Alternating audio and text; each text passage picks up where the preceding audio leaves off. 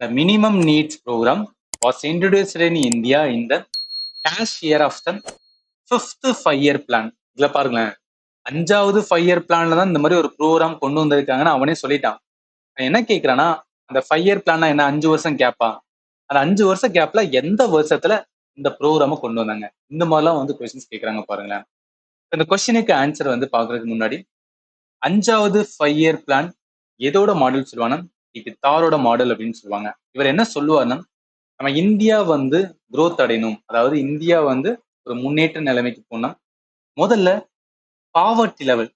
So poverty லெவல்ல என்னெல்லாம் வந்து நம்ம ஸ்டெப் எடுக்கணுமோ அதை முதல்ல பண்ணணும் அப்படின்னு சொல்ற அந்த மாடல் தான் வந்து இப்படி தார் மாடல்னு சொல்லுவாரு. இவர் தான் அதை பத்தி வந்து சொல்லியிருப்பாரு. அதனால வந்து மாடலோட பேரு. சரி, இப்போ அவர்படி அவர் சொன்னதுனால என்ன பண்ணிருப்பானா, இவர் சொல்றது என்ன சொல்றாரோ அதெல்லாமே என்ன பண்ணலாம்னா சால்வ் பண்ணலாம்னு சொல்லிட்டு இந்திரா காந்தி கவர்மெண்ட் என்ன ஸ்டெப் எடுத்திருப்பாங்க.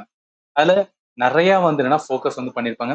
முக்கியமானது பாவர்ட்டியை ரிமூவ் பண்றது. இந்த 5வது 5 இயர் பிளான் சொன்னாவே என்னன்னா கரிபி கட்டவு. இது வந்து என்னன்னா கவர்மெண்ட் எடுத்த ஒரு ஸ்கீம். வறுமையை ஒழிக்கிறதுக்காக வந்து ஒரு ப்ரோக்ராம் வந்து எடுத்திருப்பாங்க.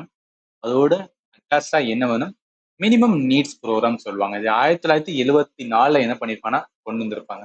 அப்ப நல்லா கவனிங்க, இந்த பீரியட் வந்து ஸ்டார்ட் ஆகுது, இந்த 5 இயர் பிளான் ஸ்டார்ட் ஆகுது 1974 78 தான் ஸ்டார்ட் ஆகுது. அப்ப அந்த 74 என்ன பண்ணிருக்காங்க, அந்த ப்ரோக்ராம கொண்டு வந்திருக்காங்க. அப்போ வருஷமே கொண்டு வந்திருக்காங்க, ரைட்டா? அப்ப அதன்படி பார்க்கும்போது இந்த கொஸ்டினுக்கு ஆன்சர் மினிமம் நீட்ஸ் ப்ரோக்ராம் எந்த வருஷம் கொண்டு வந்திருக்காங்கன்னா, அந்த பிளானோட 1974 1978. அப்ப 74 வந்து வருஷமே. அப்போ ஃபர்ஸ்ட் இயர் வந்து கொண்டு வந்திருக்காங்க. அதனால இந்த கொஸ்டினுக்கு ஆன்சர் வந்து இதா வரும்.